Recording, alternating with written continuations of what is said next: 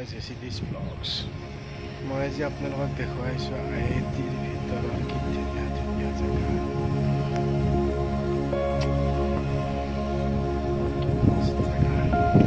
কিমান ধুনীয়া লাগে আইআইটিৰ ভিতৰত। IIT Indian institute of technology Guwahati. কেনেকুৱা লাগিছে গাইজ?